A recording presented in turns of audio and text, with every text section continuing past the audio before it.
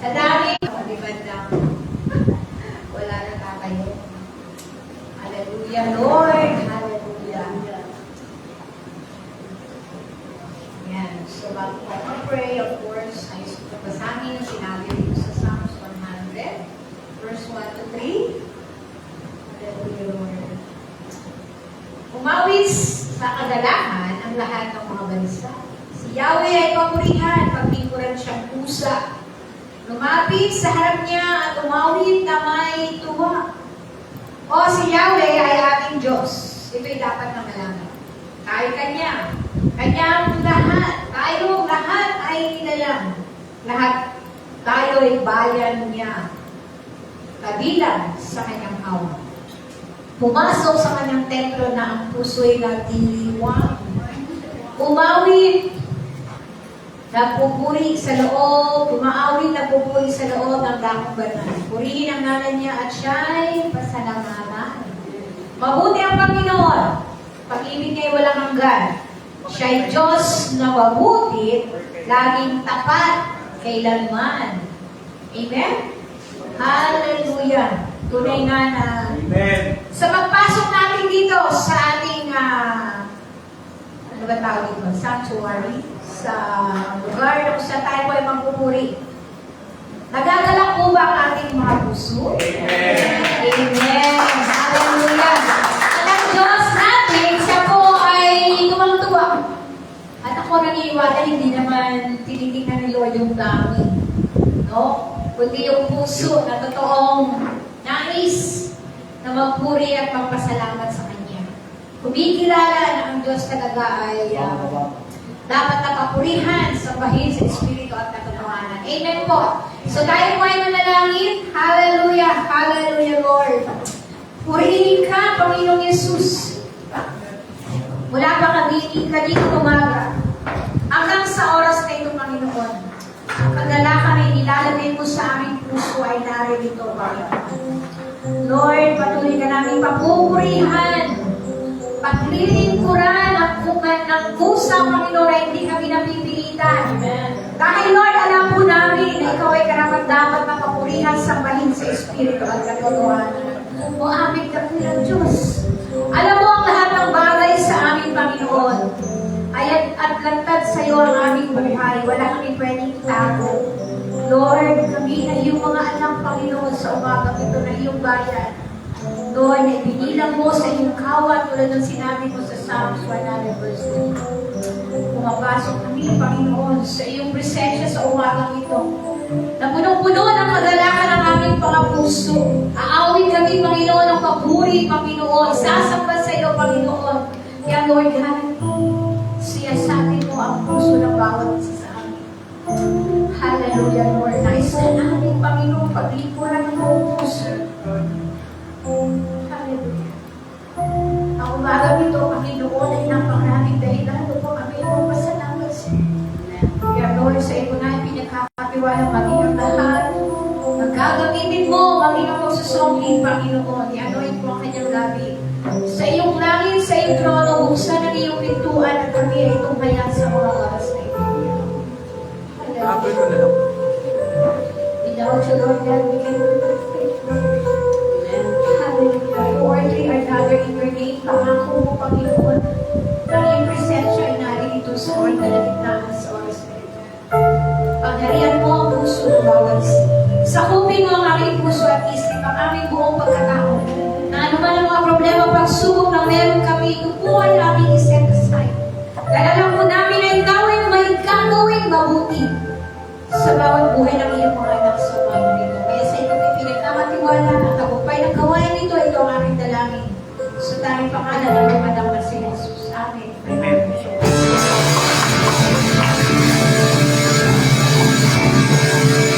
Palakpakan natin ang malakas natin. Hallelujah. Let's praise the Lord. You are God, we show you value. Amen.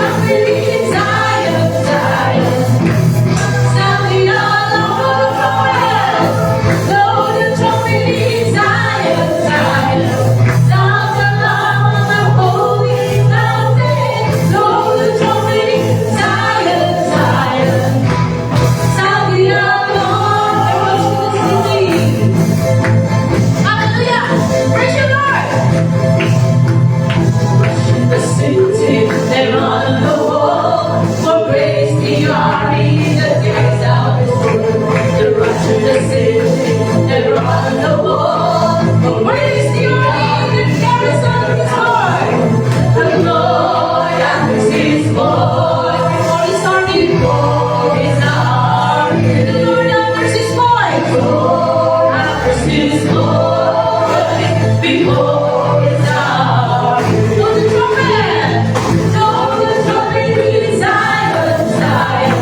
Sound the alarm on the holy mountain.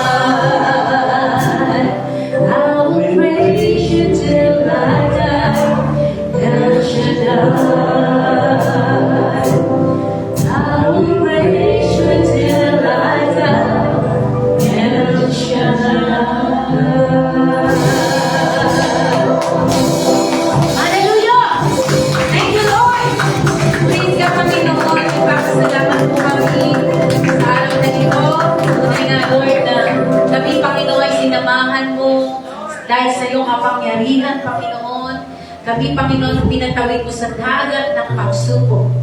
Kami, Panginoon, ay pinatawid mo sa dagat ng mga problema. Panginoon, sa relasyon man, sa lahat man, Panginoon, nagawa ng kaaway.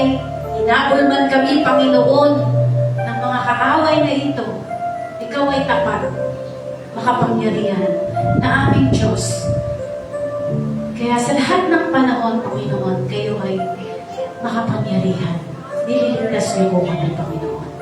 Kaya Lord, nagpapasalamat po kami sa lahat ng ginagawa niyo po sa aming buhay.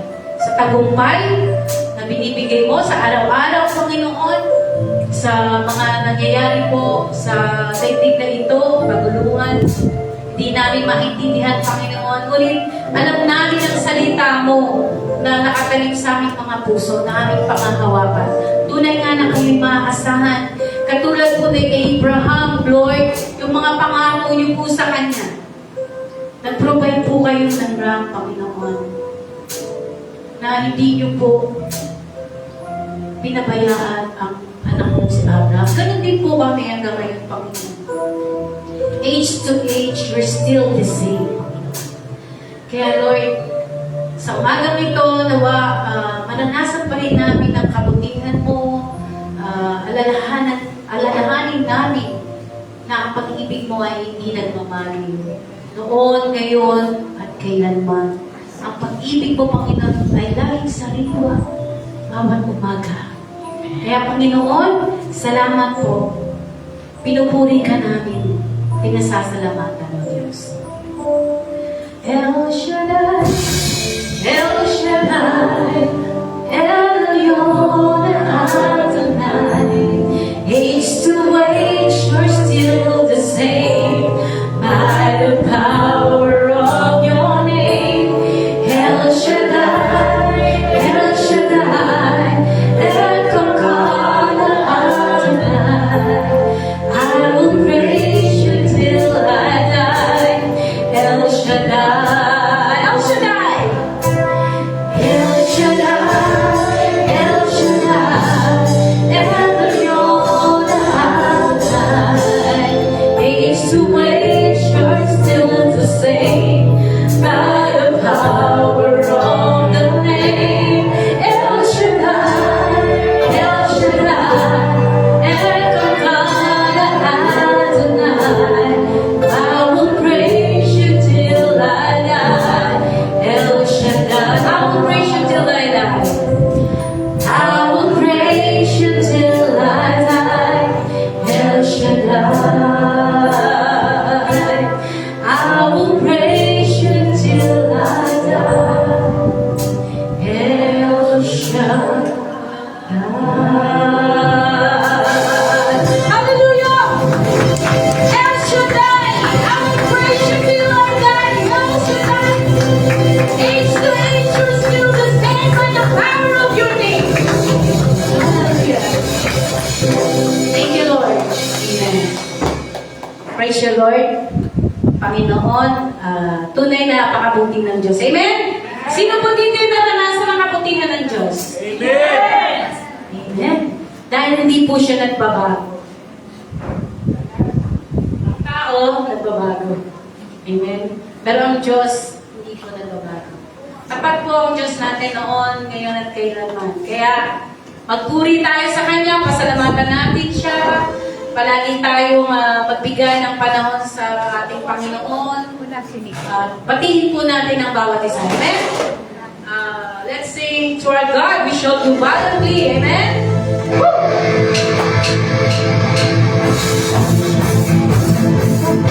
Let's scream one another with the love of the Lord, the army of the Lord. Are you the army of the Lord? Amen? Woo! God, we shall do valiantly. We shall down the enemy. We'll sing and shout his victory.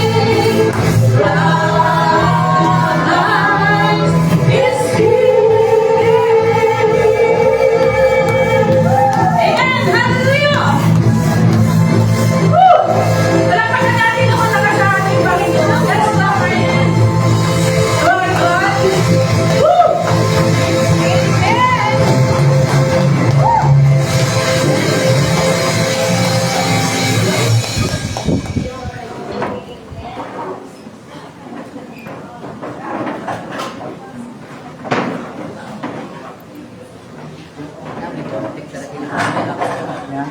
Amen. Hallelujah. Di ba dalawa? Ayan. So, sabi nga ni Ate Lisa, sino po ang nakaranas dito ng kabutihan ng Panginoon? Amen? So, pwede po bang pagsiyan ang kung sino nakaranas ng kabutihan ng Diyos ngayong umaga. Okay. Isang linggo pala. Wala ngayong umaga. Okay, Ate Cecil.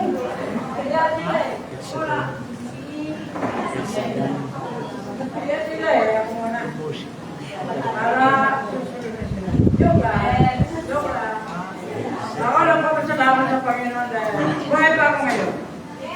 May nangyari sa akin noong Monday. Monday lang, 7:30 ng umaga. Ibili lang ako ng tubig ng mineral. Pero bago pa ako lumabas, sabi ko, Panginoon, magandang umaga. Lord, I love you. Ayos ng Panginoon. Panginoon, sana man ako magpunta, Panginoon. Samahan mo ako, Panginoon. Sa panganib man, aksidente man, sakit man, lahat ng gagawin ko sa buhay ko, ang kamay ko, sa kampa ko. Dalhin mo ako sa matuloy na daan. Gamitin mo ako, patuloy mo yung tinig sa iyong kawasan. Kung nais mo maglingkod ako, Panginoon, iingatan mo ang buhay. Dinamaan, kalalabas ko lang. Pagtawid ko ng kalasada, maliwanag sa mata ko na sabi na, wala sa akin, dito wala. So, buwan na lang, na pagtawid kong ganyan, may humaharap dalawang motor. Saan niya na-ulit dito? Nahagip ako, kung wala ang Panginoon sa Sa akin, inyo. patay na ako ngayon. Okay. Alam mo Lilipat kasi ba, natin. pwede lang ginawa sa akin, para lang ako Lilipat natin. may mamawi sa akin. Amen. Nung nakasandal akong ganyan. Nakita ko ang kabutihan ng ating panalangin. Amen. Thank you, Lord. Mga kapatid, tayo magtiwala sa Panginoon, manalangin tayo. Na kahit simple lang ang panalangin, hindi ba kailangan mahabay? Hindi, I mean ba kung Ibigay mo buhay mo sa Panginoon araw-araw, oras-oras, sa lahat ng Kasi pagkain. hindi. Ang gagawin natin sa mundo ito, huwag na natin hayaan na ang ating buhay masayang pa. I mean ba ito? Kakaedad na tayo. Ilalagay natin. Gamitin na natin sa maayos ng buhay natin. Ang Diyos ay mabuti parating sa ating buhay. Diba, kahit kailan, kahit tayo suwain, hindi sa manimisan-tisan, inusunod natin ang sarili natin, pero ang Diyos kahit kailan, hindi tayo pinabayaan, iningatan niya tayo. Kaya, kulang pa ba mahalin natin ang Panginoon? Kailangan mahalin ang Panginoon ng buong puso, buong kaluluwa, at buong pag-iisip. Amen. Sabi ko, salamat, nalimutas na ako. Kung ako lang titingin, wala na ako. Pero ang Diyos ay mabuti para ako. Amen.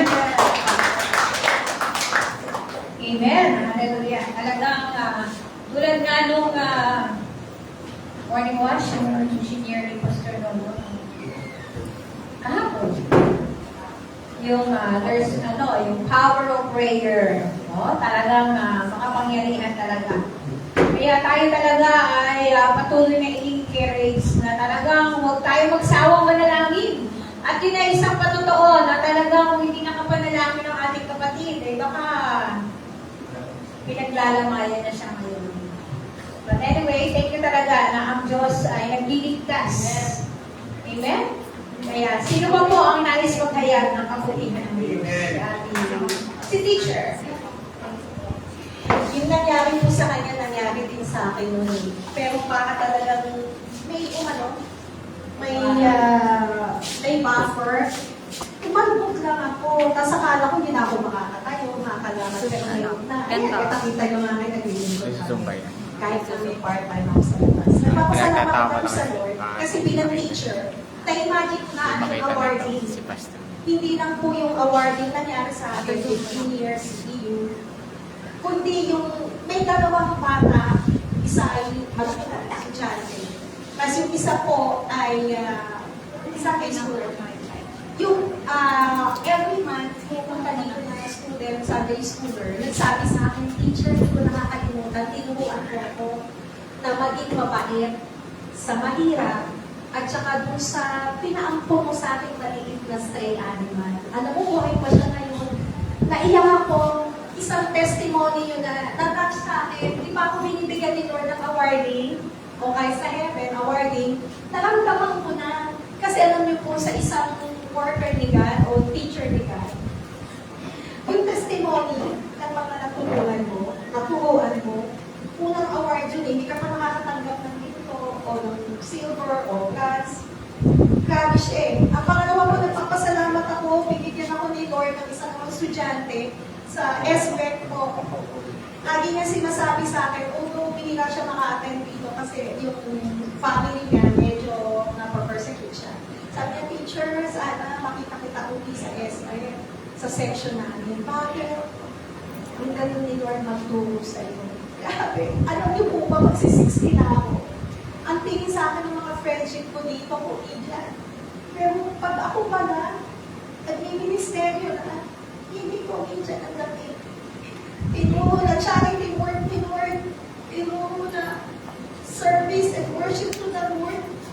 Nagagawa pala nila. Gusto ko lang lumuhod sa Lord ngayon at magpasalamat na hindi pala kulang ang nagawa ko sa Panginoon.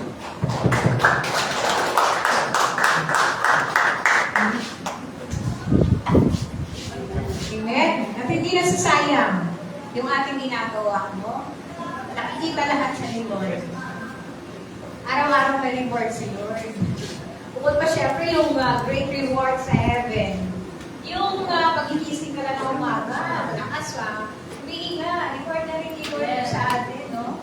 Sabi ko nga kahapon na sa kabila ng mga nararamdaman, hindi ako nagre-reklamo. Thank you, my Lord. Kasi nung Tuesday din, talagang bigla na lang, nandiyan kami sa loob, sa office. Talagang, ayan, napatotoo na rin ako. Na talagang, bigla na lang, talagang nanginig na yung katawan ko. Naalala ko, di nga pala ako nakakapag-breakfast pa, ay bawal sa mami, sugar mommy na hindi nag-breakfast. So yun, nag-shaking na talaga, nag-kape, nag-soft drinks, alam mo, ano na.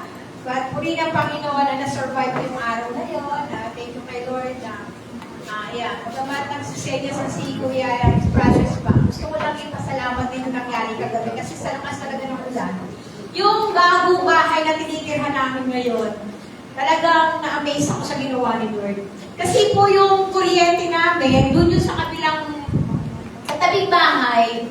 So yung tugtungan ng wire, ay nandun lang sa ibaba, sa may garahe nila. Talagang, nung lumabas ako, nakita ko na hanggang dito na yung tubig. So, umabot na talaga doon sa ano nila. So, gusto ko lumabas, pero iniisip ko, baka, ano na, yung may kuryente na, kasi inaabot na yung tugtungan. At wala naman akong contact doon sa katabi kong bahay, na kung saan nanggagaling yung kuryente namin. Talagang purihin ng Panginoon, mga kapatid, napakabuti ng Diyos. Na bagamat naabot na yung dugtungan, syempre dugtungan yun. Talagang anytime, pwede mawala kami ng kuryente or makuryente yun kami. But purihin ng Panginoon. Amen. Talagang hindi hinayaan ng Lord na mangyari yung iniisip ko. Kanina umaga, chinek ko, yung palang dugtungan na yun, ay talagang may balot pala na yung wire na ikinabit doon. Yung extension wire, kasi galing ng US yun, safe pala talaga. Dahil kahit mabasa yun, kahit na lumubog pa siya sa tubig, hindi talaga siya hindi ka talaga makukuryente. Kaya salamat sa Panginoon na sa mga bagay na sinasabi ko lagi, yung mga bagay na aalalahanin at iisipin ko pa, talagang ang Lord, siya na ang gumagawa para sa amin. Buhay at ganoon din sa bawat isa sa amin. Kaya salamat sa Panginoon, ngayon po dadako na tayo sa pakikinig ng pinakamahalagang bahagi ng gawain ito. Ang pakikinig ng salita ng Diyos sa pangunguna po ng ating Pastor Nono. Amen.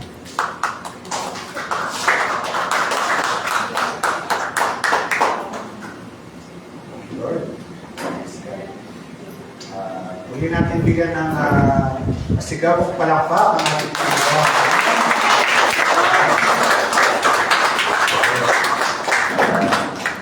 Ang mga kapag-almusal po kayo. No. Sige po. So, bago po tayo dumako sa panalangin,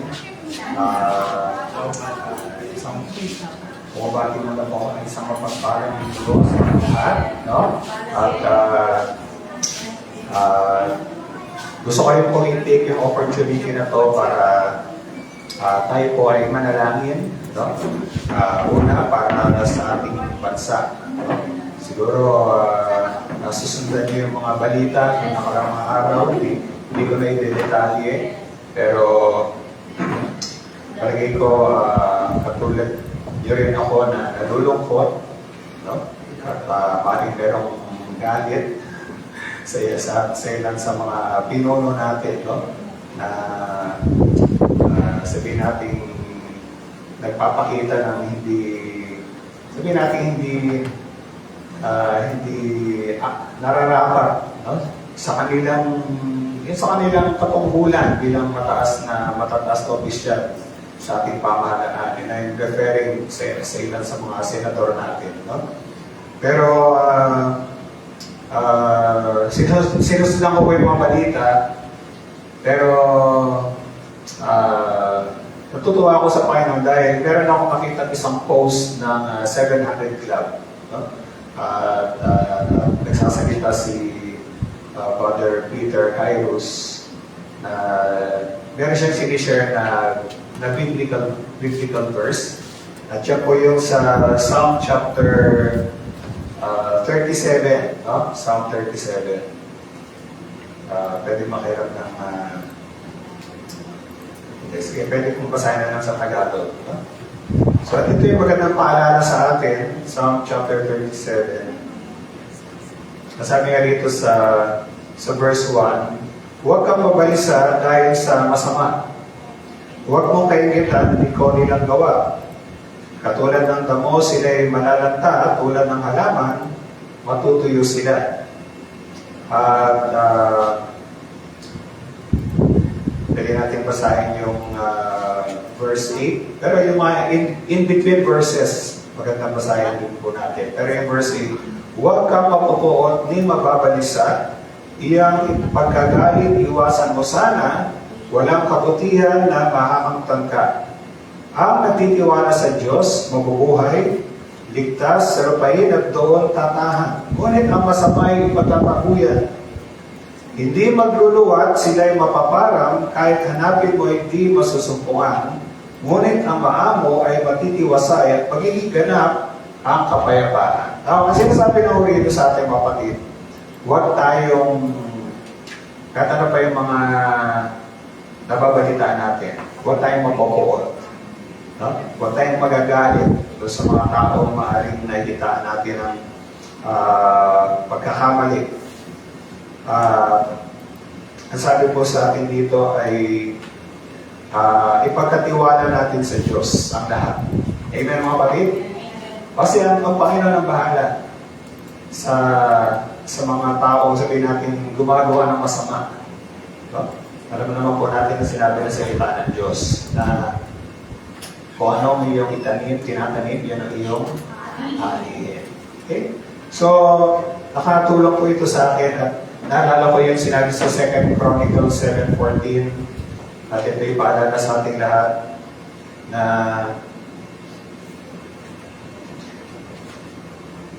basahin ko lang po. Sabi rito, ngunit sa sandali ang bayan ito na aking pinili ay magpakumbaba, manalangin, hanapin ako at talikdan ang kanilang kasamaan, diringgin ko sila, patatawarin ko sila at ibabalik ko sa kanilang lupain ang katiwasayan at kasaganaan. Amen? So gusto sa atin dito nag-aangat na magkaroon ng katiwasayan sa ating bansa. Amen? O kaayusan. Nag-aangat ng kasaganaan. I-believe tayo lahat. Pero lalo po mga kapatid, malaki po ang ating role o bahagi para mangyari yan. Kailangan po, bago natin tingnan yung iba, no? Tayo muna po ang sabihin natin magpasuri ng ating sarili sa Panginoon. At sabi dito, tayo ay manalangin. So mga kapatid, ito po ay isang panawagan sa ating lahat na patuloy po natin panalangin ang ating mga namumuno, patuloy natin sawatain ang mga gawa ng kaaway na nakikita natin at patuloy natin ipagkatiwala sa Panginoon ng lahat. Dalaman natin ang Diyos, He is sovereign. Ibig sabihin, siya po may control ng lahat ng bagay. Amen, mga kapatid? Pero bagamat siya may control, binigyan niya tayo ng pribileyo na manalangin. Para yung ating panalangin, yun ang makapagbabago rin ng mga sitwasyon. Amen, mga kapatid? At pangalawa, isama rin po natin sa panalangin ng ating pastor dahil siya po talaga ay dumadaan sa pagsubok sa kanyang kalusugan. Actually, siguro sabihin ko na rin po, bukas po ay magsisimula po yung kanyang unang session ng physical therapy. Kailangan po na siya ay fit. Ibig kailangan po maayos yung kanyang blood pressure at siya ay physically na handa para sa procedure na yun. So, isama po natin ang ating pastor sa ating panalangin. No? At marami pa tayong dapat ipanalangin. Pero yun lang muna po siguro sa ngayon. So, pwede po ba tayong tumayo at tayo po ay magkaisa sa panalangin? Hallelujah. Thank you, Lord. Buhani Ama, kami po ay lumalapit sa inyo bilang iyong bayan. Nasabi niyo nga, Panginoon, sa iyong salita, kung ang iyong bayan na tinawag sa iyong pangalan ay magpakababa, manalangin, hanapin ang iyong mukha at talikuran namin ang aming masamang gawa. Kayo ay makikinig sa aming panalangin. O aming Ama, kami po ay patuloy na nagpapakababa sa iyong harapan, patuloy na humihingi ng iyong pagsusuri sa aming mga puso, paglilinis sa aming mga kasalanan. Dahil sabi niyo nga, doon lamang kami makahihingi sa inyo. At kayo ay didinig at kayo, Panginoon, ay kikilos sa aming bayan. Panginoon, patuloy kami nagkakaisang dumadalangin sa inyo. Dinadalangin po namin na patuloy yung bigyan ang aming mga namumuno ng banal na takot sa inyo. Panginoon, kayo po ang maglagay o Diyos ng konviksyon sa kanilang mga puso na kung sila man, Panginoon, ay hindi gumaganap ng ayon sa pagkatawag niyo, Panginoon, sa kanila. Kayo, O Diyos, ang magpakita nito. At kayo, Panginoon, ang magbago ng kanilang puso at kaisipan. Dahil alam po namin, walang ibang may kapangyarihan na gumawa nito, kundi kailangan po, O Diyos. Lord, pinagkakatiwala po namin ang mga nasaksihan po namin, mga nangyari itong nakaramang araw. Dalayan po namin, Panginoon, na kayo po ang patuloy na humawa at patuloy na mag-control ng lahat ng mga pangyayari ito. Na patuloy, Panginoon, na nagarapin niyo po ang iyong kalooban sa buhay ng aming mga namumuno, sa buhay ng aming bansa, Panginoon. And we even pray, Lord, sa inyong pangunguna, dahil alam po namin, Lord, bukas magsisimula na po ang pag-convene ng Senado bilang isang impeachment court. Dalayan po namin na talagang kayo po ang mamuna. Kayo po ang gumabay sa kanila upang, Panginoon, ang prosesong ito ay maganap ng maayos at tunay na ang katotohanan at ang katarungan lamang po ang manaig. O aming Panginoon, ganun din po, Ama, ang itinata sa inyo ang aming pastor. Dalayan po namin na kayo po ang patuloy na mag-unat ng iyong kamay sa Kanya. Gumawa po kayo ng himala ng kagalingan sa Kanya sa pangalan ng aming Panginoon Jesus. Lord, inyo po, Panginoon, alisin ang mga pananakit na kanyang mga sakit na nakainaramdaman sa kanyang katawan. At we pray, Lord, na siya po ay bigyan niyo po Ama ng maayos, Panginoon, na kalagayan ng kanyang kalusugan para bukas po ay makapag-undergo po siya nung physical therapy na kailangan niya, na kailangan gawin sa kanya, Panginoon. Higit sa lahat, O Diyos, patuloy niyo po na patatagin ang kanyang pananampalataya sa inyo.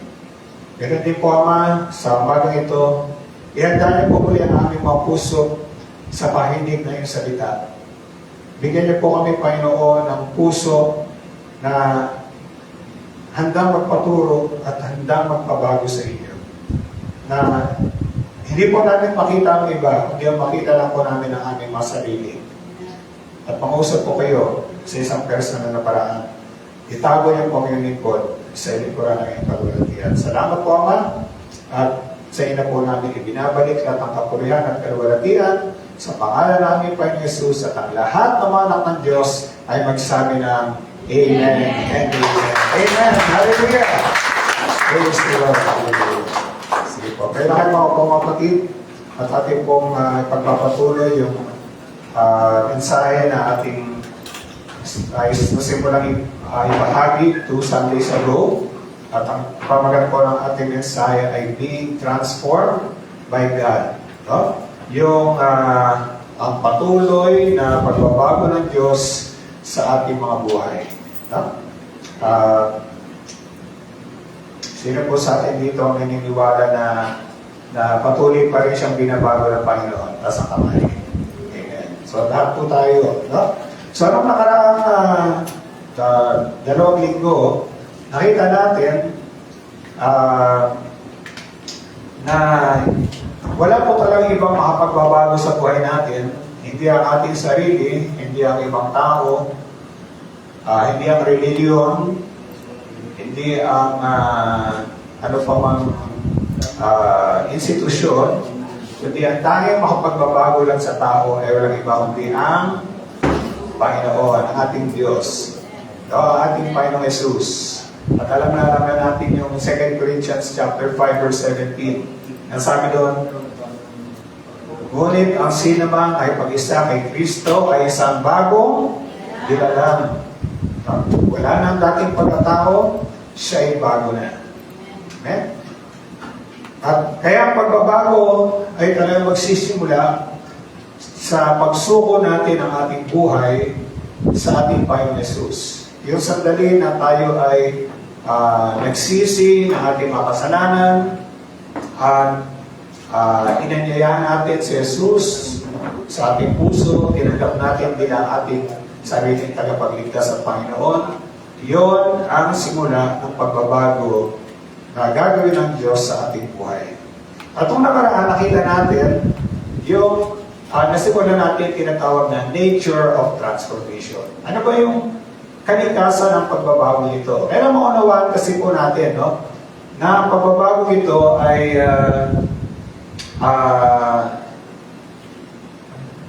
ay sabi nga natin, it is instantaneous. No? Pero at the same time, it is gradual. Nung tinanggap natin ang Panginoon Jesus, talagang binago na tayo ng ating Panginoon. Amen? No? Tumanggap tayo ng bagong identidad, tumanggap tayo ng, sabi nga, meron tayong bagong kaisipan, no?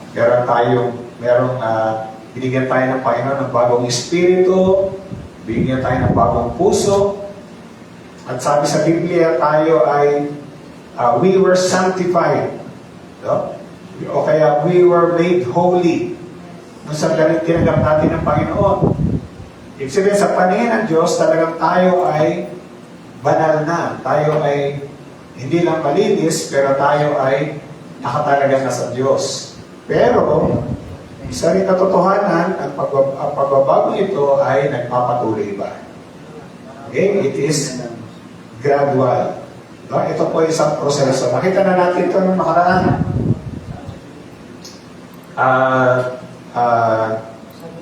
Siguro isang napakagandang larawan yan ay yung larawan ng isang uod kung kung paano ito nagiging isang magandang paru-paro. Amen? No? Sa science, ang tawag dyan ay anong proseso yan? Ha? Absent ba kayo mga kapatid nung ang tawag dyan mga kapatid, yan ay metamorphosis.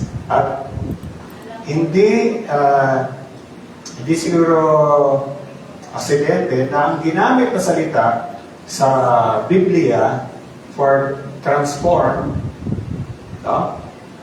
Yung ginamit na salita sa, halimbawa, sa Romans chapter 12 verse 2, sabi doon, be transformed by the renewing of your mind, no? At kahit doon sa 2 Corinthians chapter 3 verse 18, yung main text natin, we are being transformed into His image. Ang ginamit na salita ay metamorpho. Kung saan nagmula yung salitang metamorphosis. Nasabi nga natin, ang ibig sabihin nito ay to change into another form. Tayo baguhin para magkaroon ng bagong anyo. Okay? So nakita na natin ito mga kapatid, hindi ko na i-elaborate ito, i-review ko lang sa inyo. Pangalawa, na masasabi natin tungkol sa pagbabago ito, it is both inward and outward. Ito ay, pagbabago ito ay panloob at ito ay panlabas. Ano ibig sabihin? Nais sa Panginoon ng baguhin yung ating kalooban. No? Explain yung gusto ng Panginoon na wala ko na talagang binabago ng Diyos yung ating puso. No? Yung inward being natin. Okay?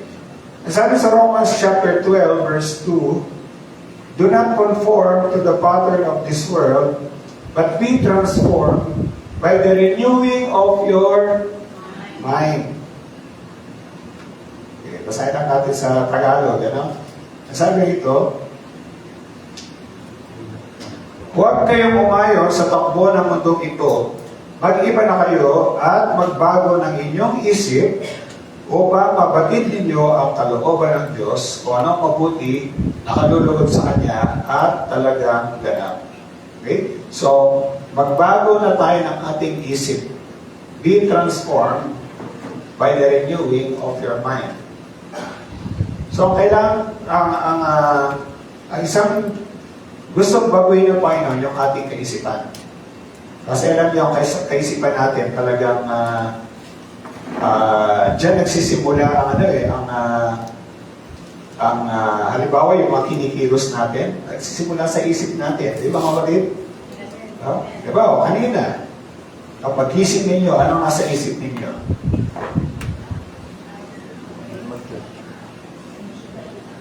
Iba-iba.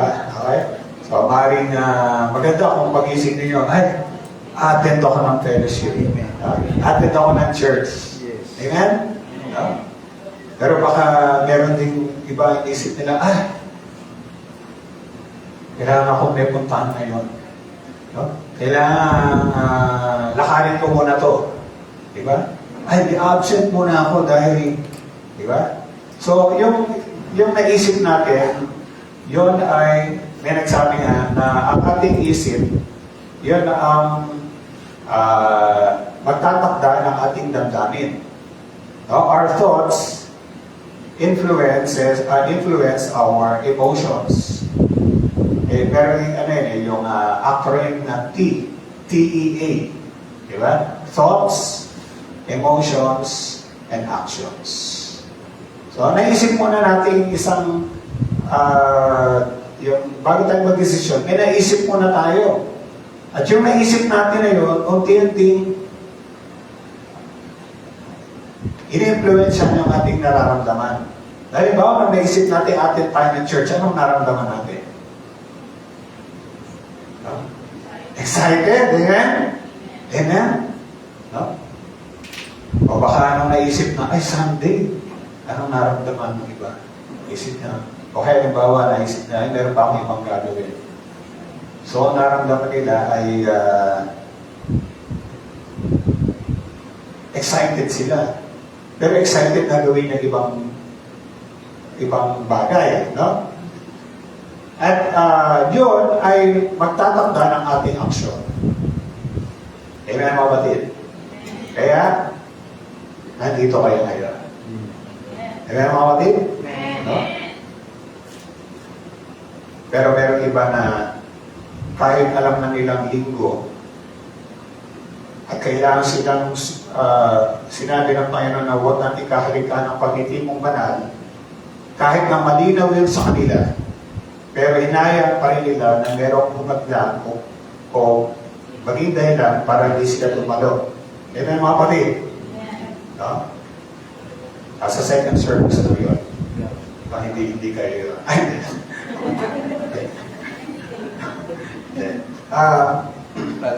So yun po yun. Kailangan pagawin muna yung ating isip.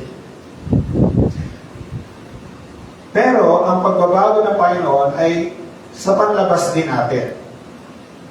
Pero pag sinabi nung sa panlabas yung ating halimbawa yung ating katawan, I'm referring sa isang mangyayari sa hinaharap.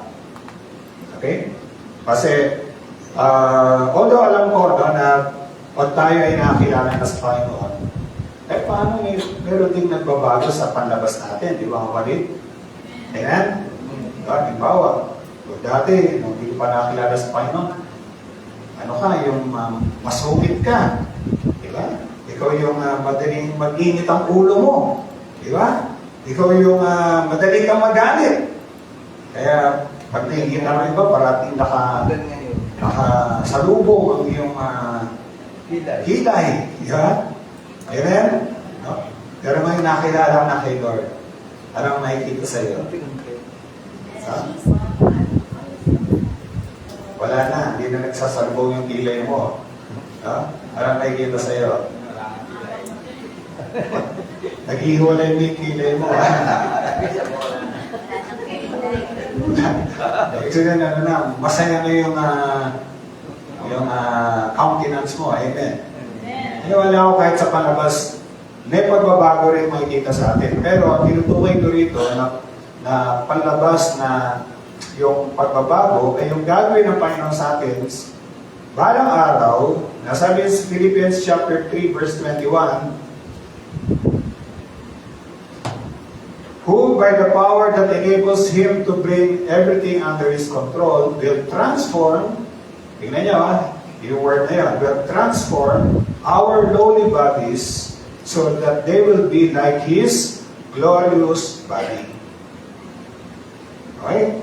So, yan po yung magandang pangako ng Diyos sa atin. Pagdating ng araw na yon, ano yung araw na yon? Yung araw ng pagdating ng ating Panginoon. Sabi ron, tayo, mga palataya sa Panginoon, tayo sa yung first phase ng pagdating ni Lord, yung rapture. Pag dumating yung Panginoon, magpapakita siya sa alapaap. Yung mga namatay na kay Kristo, sila muna ang unang bubuhayin. At yung kanilang mga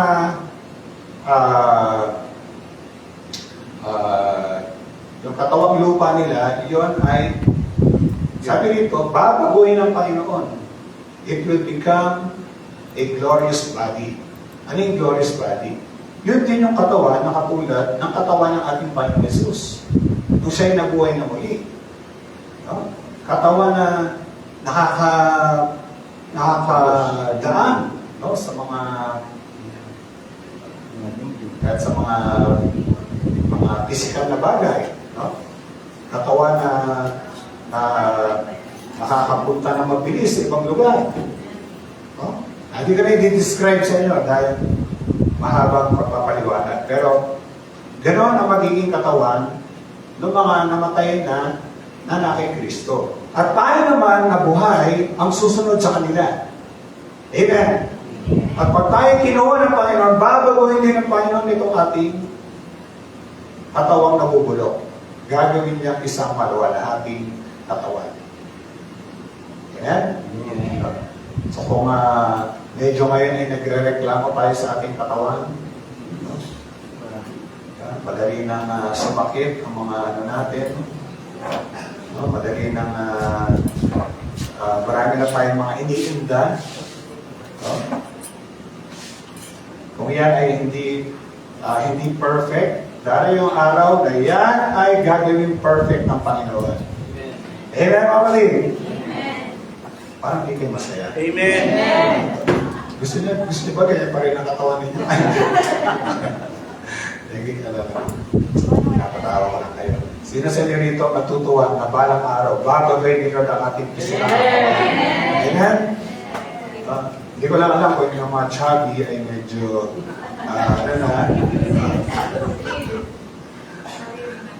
Hindi ko lang alam magiging itsura. Pero palagay ko, matutuwa tayo sa katawang ibibigay ni Lord sa atin. Amen?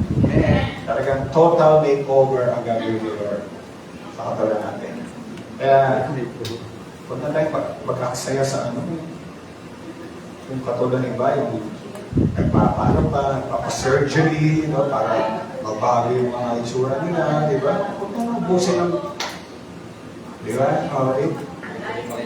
Kasi, bababayin ni Lord dyan parang araw. Amen? No? Baka kayo makilala.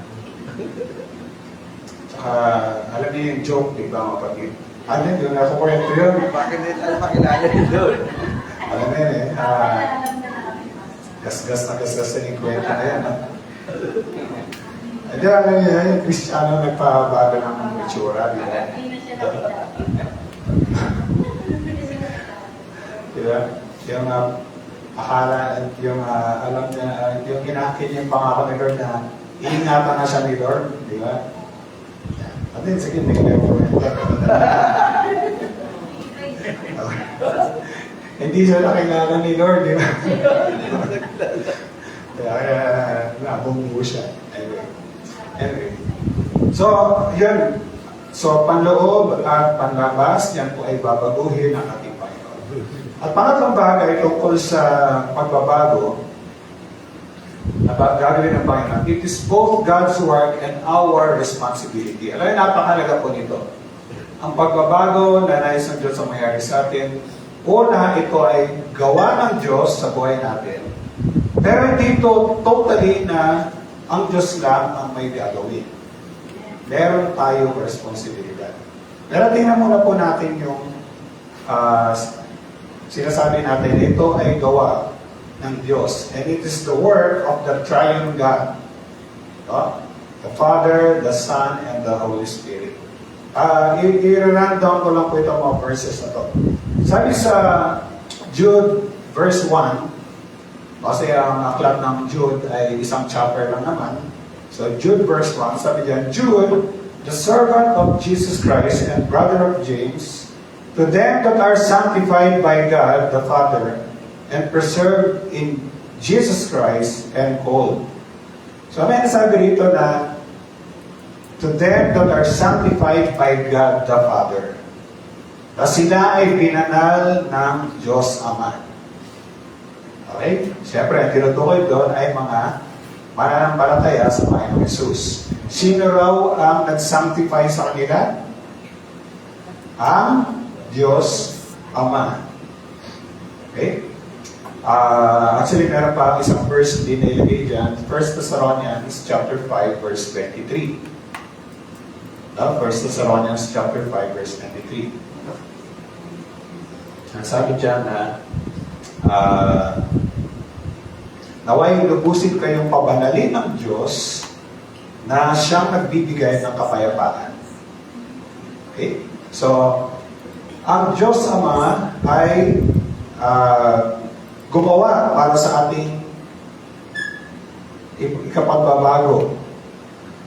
Ang Diyos Anak ay ganoon din. Hebrews chapter 10 verse 10. By the will, we have been sanctified through the offering of the body of Jesus Christ once and for all. Okay? Sa Tagalog, ang sabi diyan, tayo ay nalinis sa pamamagitan ng pag-aalay ng katawan ng ating Panginoon Jesus. So, ang pagpapakabanal, o gawain ng pagpapakabanal, ay gawain din ng ating Panginoong Yesus sa atin. At sabi nga sa, hindi ko rin sinulat dyan, no, sa Ephesians chapter 5, verses 25 and 26. Efeso 5, 25 at 26. Sabi dyan, upang ang iglesia, sige, pagpituin natin. Inihandog niya ang kanyang buhay para rito upang ang iglesia ay italaga sa Diyos matapos linisin sa pamamagitan ng tubig at ng salita. Okay? So, meron pinagin dyan yung inalay ng Panginoon sa buhay niya para ang iglesia ay malinis. O kaya ginamit na salita, yung sanctified. Okay? So, gawain din ng anak. At pangatlo, ito ay gawain ng Banal na Espiritu. 2 Thessalonians chapter 2, verse 13. But we ought also to thank God for you, brothers and sisters loved by God, because God chose you as first fruits to be saved through the sanctifying work of the Spirit and through belief in the truth. So, nagpapasalamat. Sabi ito, kailangan tayo magpasalamat sa Diyos dahil pinili niya tayo para maging unang bunga o unang ani. Sige, tingnan natin yung sabi ito sa Tagalog. Hinira niya kayo upang maunang patoloban ng kaligtasan sa pamamagitan ng kapangyarihan ng Espiritu. Okay, medyo hindi nga rito, hindi malinaw dito. Okay.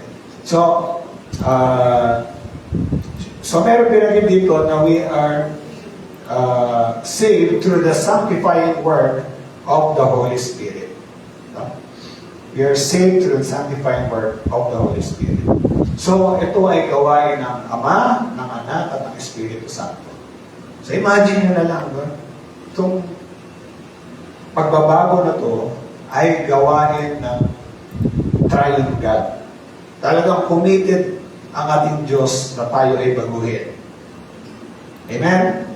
No? Talagang nagkakaisa ang tatlong persona ng pagka-Diyos para tayo ay baguhin. Pero, tulad ng sabi ko, kailangan ng ating kooperasyon. It also requires our cooperation. Hindi pwede, oh Lord, sige, kayo na pong magbago sa akin. Tayo, ano na lang tayo, parang naghihintay na lang tayo. Na tayo ay baguhin ng Panginoon. Hindi, meron tayong bahagi. Alam nyo, isulat nyo na lang po, no? 2 Peter chapter 3, verse 18. Sabi dyan, sa English, sinabi doon, grow in the grace and knowledge of our Lord Jesus Christ. Okay? Grow in the, lumago daw tayo sa sa biyaya at sa pagkakilala sa ating Panginoong Yesus. Okay? Sabi rin sa Tagalog, patuloy kayo sa paglago sa kabutihan at sa pagkakilala sa ating Panginoon at tagapagligtas na si Jesucristo. Ang tanong, sino ang sinasabihan dito na magpatuloy sa paglago? Kumbaga, sino ang may responsibilidad na lumago? Sino? Tayo. Di ba? Like sabihin, tayo ang sinasabihan na lumago tayo. Like sabihin, meron tayong bahagi. Meron tayong gagawin. Meron lang po akong ilang mga talatang nilagay dyan. Una, kailangan ng ating pananampalataya. Kasi sabi nga sa Acts chapter 26 verse 18, among those who are sanctified by faith in me.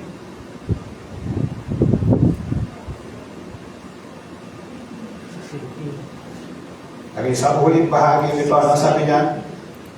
At sa pamamagitan ng pagsampalataya nila sa akin, sila ay patatawarin sa kanilang mga kasalanan at mabibilang sa mga pinapaging banal. So, actually, ang tinutukoy dyan yung, I believe, ang tinutukoy dyan yung araw na tayo ay tumanggap sa ating Panginoon Jesus. Nung tayo sa palataya sa ating Panginoon Jesus. Kasi sa pananampalataya, alam natin, ay hindi lang Jesus bilang hakbang ng pananampalataya, sabi rito, tayo ay pinatawag at tayo ay nabilang sa mga pinapaging banal. So, isang bahagi natin ay pananampalataya. Amen, mga kapatid? No? Pero, meron pa tayong ibang dapat gawin. Ang sabi nga kanina sa atin, sa Romans chapter 12, verse 2, be transformed by the renewing of your mind. No? Magbago na tayo ng ating pag-iisip. So, tingnan niyo mga kapatid, sino ang gagawa nun? Sino ang magbabago ng pag-iisip? Sino mga kapatid? Tayo. Paano kaya natin masusunod yun? Paano magbabago ang ating isip? Anong gagamitin ng Diyos para baguhin ang ating kaisipan? Walang iba kundi ang kanyang salita. Amen? Maraming mga kaisipan o mga paniniwala na hindi ayon sa salita ng Diyos, hindi ayon sa Panginoon. At habang tayo nagsasaliksik, habang tayo bumababad sa kanyang salita, binabago ng Diyos ang ating kaisipan. Amen?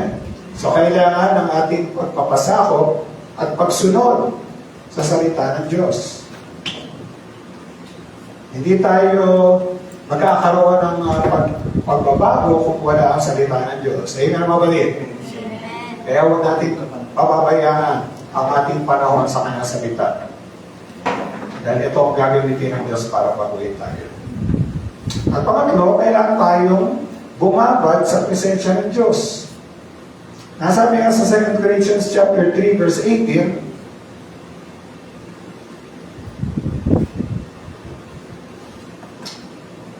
basahin ko po sa Tagalog.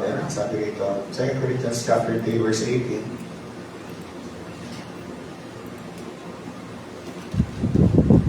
at ngayong naalis na ang talukbong sa ating mukha, tayong lahat ang nagiging sinag ng kaniningan ng Panginoon. At ang kaniningang iyon na nagmumula sa Panginoon na siyang Espiritu, ang bumabago sa ating anyo upang maging lalong manining hanggang sa maging bistulang larawan niya. Okay. Pero sinabi rito na ang glory ng Panginoon ang bumabago sa ating anyo upang maging lalong maningning tayo. Now, siguro, para maintindihan natin ito, yung mga unang mga talata, meron itong binanggit, isang halimbawa si Moses. Sabi rito sa verse 13, nabanggit si Moses, no? Hindi tayo tulad ni Moses na nagtalongbong ng mukha para hindi makita ng mga Israelita ang paglipas ng kanilang iyon. Okay, nabanggit dito si Moses. Kailan ba nangyari ito? Nung nagnindig yung mukha ni Moses. Nang siya ay umakyat sa bundok para tagpuin ng Panginoon. Amen? So habang nandun siya sa presensya ng Diyos, nababago yung kanyang hindi yung kanyang pisilan nyo, no? Pero nagniningning yung kanyang mukha habang nandun siya sa presensya ng Panginoon. Yung glory ng Panginoon parang nalilipat sa kanya, parang nahahawa siya sa kaniningan ng Panginoon. Amen? Kaya nung umalis na siya, nung bumaba na siya, masyadong nagniningning ang mukha niya, kailangan niyang lagyan ng talokbo. Dahil nakasilaw yung kaniningan. Amen? So bakit nagniningning ang kanyang mukha? Dahil siya ay bumabad sa presensya ng Diyos. Yung kalawalatian ng Panginoon ay nalipat sa Kanya. At naniniwala ko na ganoon din ang nangyayari sa atin. Pag tayo ay pumaharap sa Panginoon, no, sa presensya niya, kapag tayo dumudurog sa Panginoon sa panalangin, kumbaga, hindi man natin naunawaan, pero may nagbabago sa atin. Amen? May nagbabago sa atin.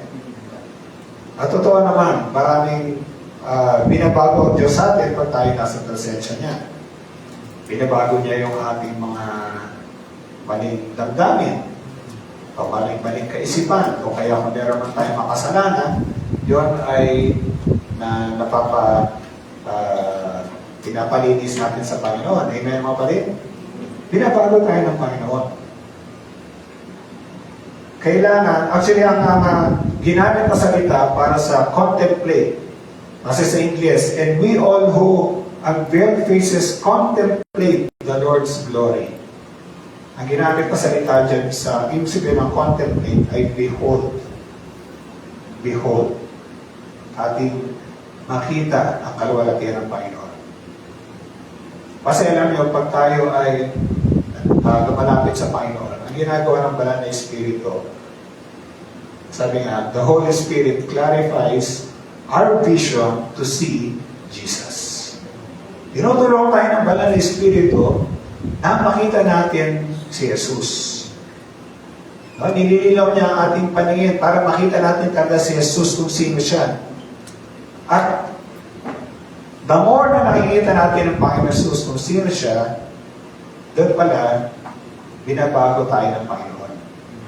Binabago ng Panginoon ang ating kaisipan, ang ating puso, ang ating attitude, dahil nakikita natin si Lord kung sino siya. So, yan ay nangyayari kapag tayo ay nananatili sa presensya ng Diyos. Kaya, pansinin mo, yung talagang Kristiyanong mapanalangin. Yung Kristiyanong, alam mong, nagbababad sa presensya ng Panginoon. May kita mo iba yung ano niya. Tawag aura. Di ba, mga kapatid? No? Ano mapapansin mo? Kayapa siya. Di ba? Masaya. Amen? No? Makasimakot ba? No? May initin ng ulo? Hindi. No? Ano pa nga yun? Maging mapagpasensya. Mapagtiis. Amen? Kasi siya ay binago ng Panginoon doon sa pagharap niya sa Panginoon. Punta tayo sa susunod na paksa. The means of transformation. Actually, medyo nababanggit na rin natin ito. Ano ang gagamitin ng Diyos para tayo ibaguhin? Una, gagamitin ng Diyos ang kanyang salita. Sabi ng ating Panginoon Jesus sa John chapter 17, verse 17, sanctify them by the truth. Your word is truth.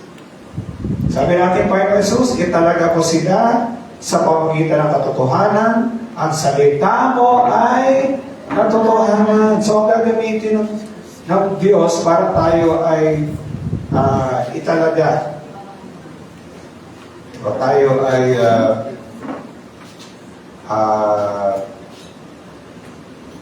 makabanalin. Kasi yun ang ibig sabihin talaga. Di ba naalala niyo yung sinare ko sa inyo kung anong ibig sabihin talaga ng salitang to sanctify or to make holy? Hindi yun yung hindi ka naman nakasala. Hindi yun.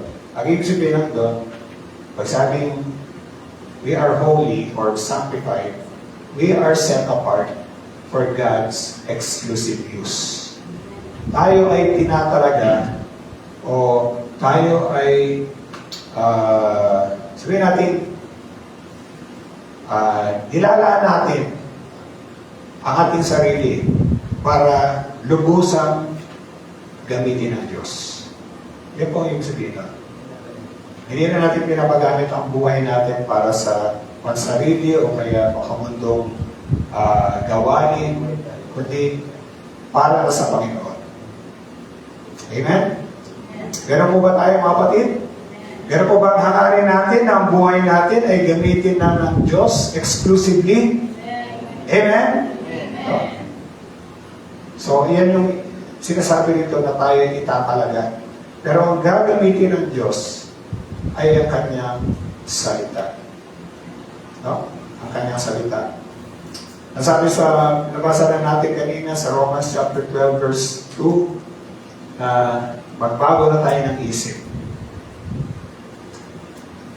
Napakit din nga sa Ephesians chapter 4 verse 23 to be made new in the attitude of your mind. Ulitin ko, ang gagamitin ng Diyos ay ang kanyang salita. Okay? Sa Ephesians chapter 5 verse 26, nabasa na natin ito kanina. Efesos 5:26.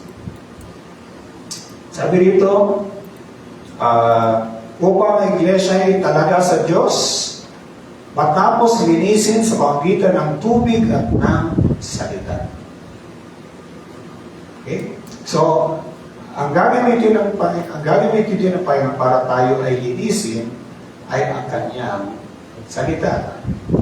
Sabi ng ating Panginoon Jesus, John chapter 15, medyo mali yata yung verse natin dyan, John chapter 15 verse 3, malinis na kayo dahil sa salita sinabi ko sa inyo. Next slide.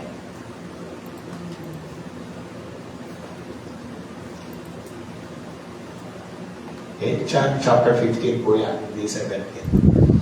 Malinis na kayo dahil sa salita ang sinabi ko sa inyo.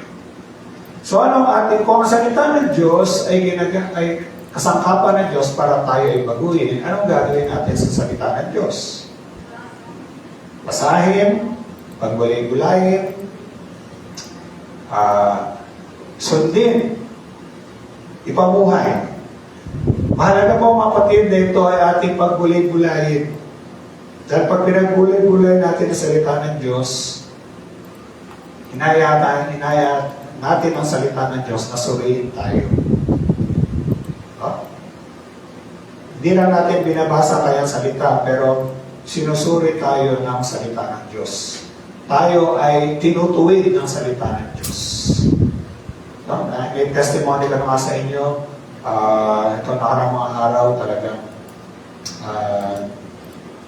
binabasa ko talaga yung mga balita, yung mga iba't ibang mga opinion, mga legal opinion tungkol sa nangyari doon sa Senado, yung pag-iwas ni Senator Bato de la Rosa sa yung paghuli sa kanya, di ba? Bagamat may warrant mula sa ICC. Nung nagbabasa binabasa ko yung mga comments, pinapanood ko yung mga video. Aminin ko, nagkakaroon ako ng parang nadi-disappoint ako. Nadi-disappoint at nahihiya, no? Kasi hindi lang naman yung balita dito sa bansa natin. Yan ay kumakalat sa buong mundo na hindi tayo anong klase mga leader na meron tayo. No? Aminin ko talaga medyo at nagagalit din. Kasi kung kailan pa talaga kailangan ng bansa natin ng pagbago. Ng pagbabago. Paano magbabago kung yung mga leader natin ay ganyan? Pero alam mga kapatid, nung sabi ko sa inyo, nung narinig ko yung shinare ni Brother Peter Kairos, yung Psalm 37, yung sinabi ng kanina yung attitude na tayo. Talagang pinaalalahan ako ng Panginoon na ang dapat ko parang gawin ay hindi yung mag-focus ako sa kanilang mga kahinaan, kay pagkakamali, kundi ipanalangin ko. Amen po kapatid? Ipanalangin natin. Maraming mga pagkakataon na kinokorek ako ng Panginoon sa pamamagitan ng kanyang salita. Minsan, aminin ko, minsan na kasi pag ikaw ay tumutulong sa iba, no? At maraming humihingi ng tulong sa iyo, minsan parang nanghihinawa ka rin. Amen? No? Pero naalala ko yung sinabi sa Galatians chapter 6. Pinalala ng Panginoon sa akin. Sa verse 9. Huwag tayong magsawa sa paggawa ng mabuti. Amen? No? Huwag tayong magsawa sa paggawa ng mabuti. Dahil balang araw tayo ay aani kung hindi tayo magsasawa. At sabi dyan na samantalayin natin ang lahat ng pagkakataon sa paggawa ng mabuti sa ating kapwa, lalo na sa mga kapatid sa pananampalataya. So, nakorek ako ng Panginoon doon. Sino sa atin dito, minsan ay umaangal din. Nagkakaroon ng pag-aangal. Sana makadahilanan. Amen. Nabasa ko nung minsan yung Philippians chapter 2. Sa devotion ko, Philippians chapter 2 verse 14. Nasabi ron, gawin mo ang lahat ng bagay na walang pag-aangal. Tama ba yan? Sinabi ron, Philippians chapter 2. Verse 14. Gawin ninyo ang lahat ng bagay na walang tutol o walang pag-angal at pagtatalo upang maging ulirang mga anak ng Diyos. And so on and so forth. Alam niyo, talagang salamat sa Panginoon sa kanyang salita. Kasi ginagamit ng Diyos sa kanyang salita para tayo ay ituwid at para tayo baruhin. Amen? Amen mga kapatid? No? So yun, pangalawa, at bibisa ko na lang, no? Sabi nga natin, isa rin kasangkapan ng Diyos ang kanyang Espiritu. Dahil sabi doon sa 2 Corinthians 3:18, tayo ay binabago para maging katulad niya na may with increasing glory which comes from the Lord who is the Spirit. So yung kalawalatian na nagbabago sa atin, galing yun sa Panginoon na isang, sabi ron, who is the Spirit? And I believe yung Holy Spirit, yun ang nagbabago sa atin pag tayo ay nananatili sa presensya ng Panginoon. Now, yung glory, yung salitang glory, yan ay tumutukoy sa character and ways of God as exhibited through Christ.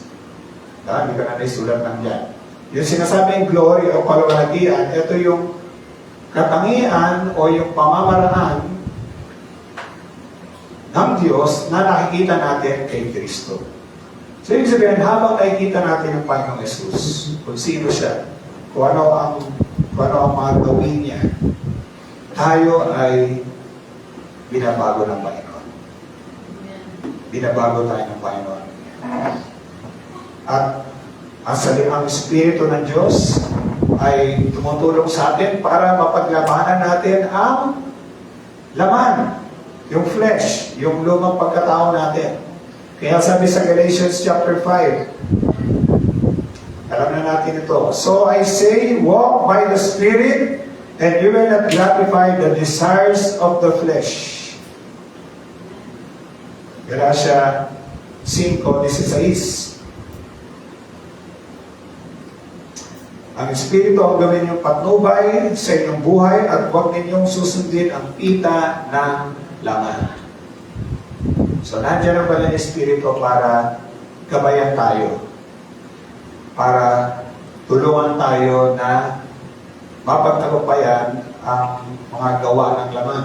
Yan yung mga nakasanayan natin nung nakarang lumang buhay natin. O yung mga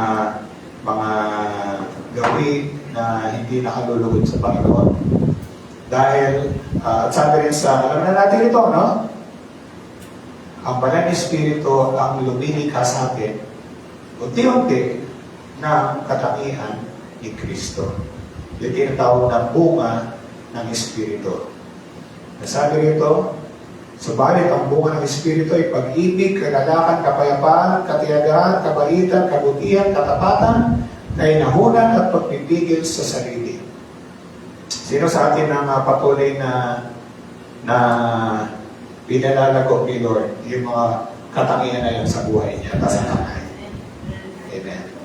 At gusto ni Lord lahat yan makita sa atin. No? Kaya nga bunga eh. Kasi parang kailangan buo yan. No? Kailangan lahat yan makita sa atin. Pero tutulungan tayo ng Banal na Espiritu. Hindi tayo ang lilikha niyan. Ang Banal na Espiritu ang gagawa niya. Pero ulitin ko, dapat tayo makipagkaisa sa Banal na Espiritu. Sabi sa verse 25, Galatians chapter 5, ang Espiritu nagbibigay buhay sa atin, kaya ito rin ang dapat maghari sa ating buhay. So, ibig sabihin, kailangan ang Espiritu ang ating susundin. Hindi yung ating sarili kagustuhan. Amen, mga kapatid? Amen? So, anong ating responsibilidad? Manatili tayo sa presensya ng Diyos sa panalangin. Doon natin pagmamasdan, doon natin pagbubuli-bulayan ang glory o yung kalwalatian o kung sino ang ating Panginoon Jesus. At habang yun ay ating nakikita, tayo ay binabago ng ating Panginoon. At mamuhay tayo sa pamamagitan ng Espiritu. Mamuhay tayo ayon sa gabay ng Banal na Espiritu sa atin. O kaya mamuhay tayo na may pagsunod sa kalooban ng Diyos. Hindi na mga kapatid. Ha? So, bilang pangwakas, masabi ba natin na tayo ay lumalago sa pagiging katulad ng ating Panginoon Jesus? Parang hindi yata tayo sigurado. Nasabi ba natin na tayo unti-unti lumalago na maging katulad ng ating Panginoon Jesus? Amen! Ay, bilib tayo lahat. No? Unti-unti tayong binabago ng ating Panginoon dahil commitment na talaga sa atin yan. Pero sinisikap din ba natin na lalong maging katulad ng ating Panginoon Jesus sa pamamagitan ng pagtupad natin ng bahagi natin? Ano yun ulit? Panalangin, panahon sa kanyang salita, at pagsunod sa kanyang kalooban na tayo ay nagtitiwala sa Banal na Espiritu. Pero kung tayo ay alipin pa rin ang ating makasalanang pamumuhay, si Jesus ay handang magpalaya sa atin. Kung hindi pa natin talaga tinatanggap si Jesus sa buhay natin, wala talagang pagbabago sa buhay natin. Dahil ang pagbabago ay tanging si Jesus lang ang makagagawa. Kaya kailangan natin gawin ay tanggapin si Jesus bilang ating tagapagligtas at Panginoon ang ating buhay. Amen, mga kapatid? Amen! So habang tayo nandito, patuloy pa rin tayong binabagi ni Lord. No? Maging matyaga tayo sa bawat isa. At darating sa ating sarili, pero darating din ang araw na tayo ay lubusang babaguhin ng ating Panginoon. Amen! Amen, mga kapatid? Amen! Parang hindi yata kayo masaya, mga kapatid. Bigyan natin ang ulo sa ating Panginoon at tayo ay manalangin. Salamat po po aming Ama dahil tunay nga po na nakita namin na hindi namin kayang gawin at yan ay baguhin ang aming mga buhay ay ginawa ninyo dahil sa iyong pag-ibig, dahil sa iyong biyaya, ginawa ninyo sa buhay ng bawat sa amin. Tulungan niyo po kami, Panginoon, na patuloy namin hangarin na kami ay mabago ninyo Ako sakaling meron pa rin kami nakikita mga pag-uugali o kaya meron kami mga kaisipan na hindi po tama. Lord, tulungan niyo po kami na magpakababa at kami ay humingi ng tulong mula sa inyo. Dahil alam namin, Panginoon, na hindi pa rin kami ang may kapangyarihan na magbago ng ating mga sarili, kundi kayo lamang po. Pero tulungan niyo rin po kami gawin namin ang bahagi namin. Nakakatulad ng sinasabi na yung salita. Panginoon, salamat po dahil tunay nga, O Diyos, you are changing us from glory to glory. At pag dumating ang aming Panginoon Jesus, ay magiging katulad namin siya dahil makikita namin siya kung sino talaga siya. Ito ang aking tulungan niyo po kami, Lord, na ang buhay namin ay magliwanag. Nakita ng ibang tao na talagang kami ay nagbago na. At pag nakita nila yun, Panginoon, bigyan niyo po kami ng karunungan, ng katapangan, na sabihin sa kanila kung ano ang iyong ginawa sa buhay natin. Lahat, Panginoon, ng mga nagbago sa amin, ay pinagpapasalamat natin sa inyo. Sa inyo po ang lahat ng kapurihan at kalagalan. Sa pangalan namin, Panginoon Jesus, at ang lahat ng binabago ng Panginoon ay magsabi ng Amen and Amen. Amen. Hallelujah. Thank you, Lord.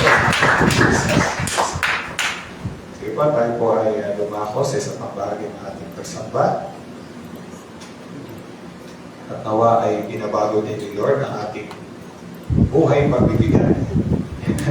So, sino po ang yan, si Sister Naya.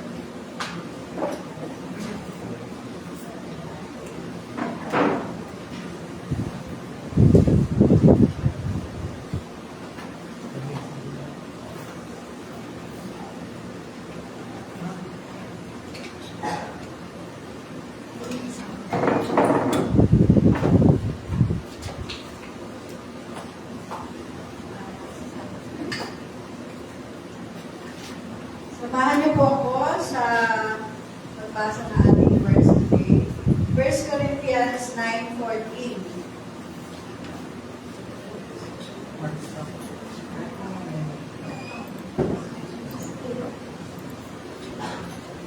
Sabi po rito, in the same way, the Lord has commanded that those who preach the gospel should receive their living from the gospel. Sa Tagalog po.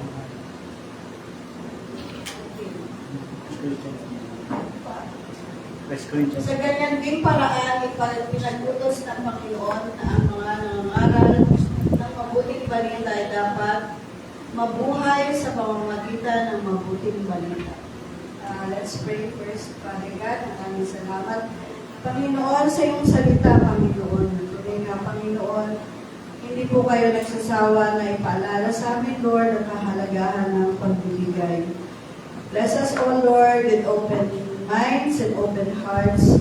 Maintindihan po namin, Lord, ang iyong salita at aming maipabuhay. I pray for wisdom and understanding, Lord, which comes from you. In Jesus' name I pray. Amen. Ito pong verse na to, itong pagbibigay sa ating mga preacher, sa ating mga pastor, yung mga nangangaral, ito ay command. Inuutos talaga ng Panginoon na sila rin ay suklian ng kanilang mga ginagawa. Hindi lang ito sa panahon ni Pablo nung nangaral siya sa Corinto, sabi nga yun doon, pinag-utos ng Panginoon ang mga nangangaral na mabuting balita ay dapat patustusan. Kundi nasa Old Testament din po ito. Sabi dito sa Deuteronomy 12:19, sabi dito, be careful not to neglect the Levites as long as you live in your land. Kasi po yung mga Levita, isa po sila sa mga tribo sa 12 tribes of Israel. Pero sila po ang pupuntahin na hindi po sila na hatian o nabigyan ng kanilang lupain. Kasi ang inheritance nila ang Panginoon. Sila dedicated ang kanilang buhay para gawin ang lahat ng mga gawain sa templo, yung pag-burn ng burn offerings, yung mga animals. At alam niyo po ba, hindi naman lahat ng animals na kanilang inialay ay sinusunog. Yung may part doon na binibigay sa Levita, yun po yung kanilang mga parte. So, sa atin din po, sa panahon ngayon, sino po ang mga Levita? Ating mga pastor. So, calling nga nila yon, pero kailangan din natin silang tulungan para pamuhay ng decent and comfortable lives. Tunay nga, hindi natin matatawaran yung mga ginagawa ng ating mga pastor. Hindi lang sa salita, nag-preach, nangaral, nag-encourage. Pati rin po yung domestic na mga pangailangan. On-call nga po sila minsan gabi. Tatawagan sila para mag-pray o pupuntahan sa kanilang mga tahanan. So, malaki po ang sakripisyo nila. At malaki din po dapat ang ating part para bigyan sila ng kanilang kabubuhay. So, yun po. Ang mga pastor natin, wala po silang trabaho na 9 to 5. Na maasa lang po sila sa ating binibigay. I don't know kung pwede ko sabihin, Pastor Ronan. For the longest time po, ang tinatanggap po ng ating mga pastor, 5,000, 6,000. Noong 2025 lang po nag-increase yung kanilang tinatanggap. Pero, below pa rin sa minimum wage ng NCR. Yun po, para malaman nyo po na dapat po tulungan din natin ang ating mga pastor. Sa pamamagitan po na pagbibigay natin ng ating tithes and offerings, kasama po yun. At saka mga special offerings na kagaya po ng pangangailangan ni Pastor Nap ngayon. So, wag po natin kaligtaan ang ating mga pastor. Halin po natin sila. Tulungan. At para mas lalo silang pa-inspire paglingkuran ng ating Panginoon at tayo din. Kaya let's give to the Lord and give to our pastor.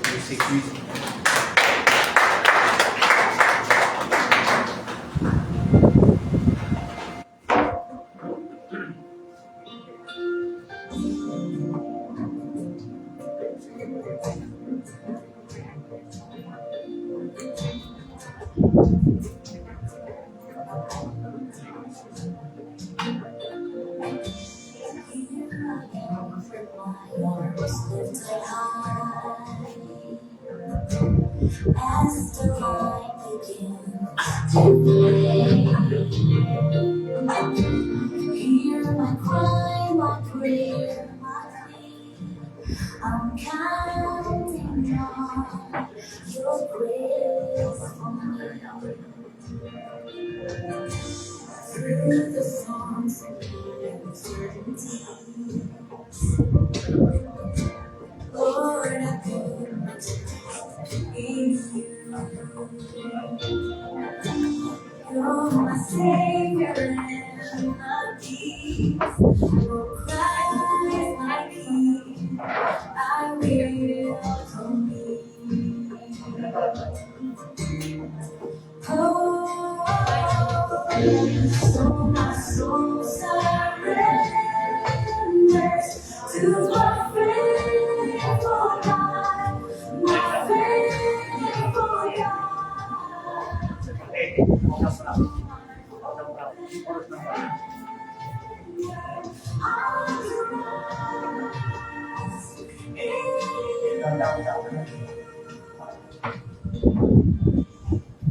Mulan po natin ating mga kamay, pa-bless natin ang mga kaloob. Father God, maraming salamat, Panginoon. Sa mga kaloob na ito, Panginoon, na tunay nga, Panginoon, sa iyo rin po ito nanggaling. Maraming salamat, Panginoon, sa kalakasan, sa karunungan, at upang kami, Panginoon, ay magkaroon ng hanap buhay o katayan na to produce wealth. Lord, tulungan niyo po ang bawat isa na maging faithful, Panginoon, sa pagbibigay. Hindi lamang, Panginoon, ito gagamitin para mas maraming kaluluwang maabot, kundi, Panginoon, upang matugunan din, Lord, ang mga pangangailangan ng aming mga pastor na nangangalaga sa amin, Panginoon. Bless the works of our hands. Bless the works of your hand, O Lord God. At bless niyo rin po ang mga kapatiran, Panginoon, na mas lalong ma-inspire, Panginoon, na magbigay para sa inyo. Maraming salamat po. Provide for their needs, protect us the whole week sa mga darating na linggo. Patuloy niyo nga po kami ingatan. Patuloy niyo po kami bigyan ng guidance, protection, at Panginoon, maging attune kami, Panginoon, sa iyong salita at mamuhay na ayon sa kalooban ninyo, Panginoon. Maraming salamat, Lord. In Jesus' name we pray. Amen and amen.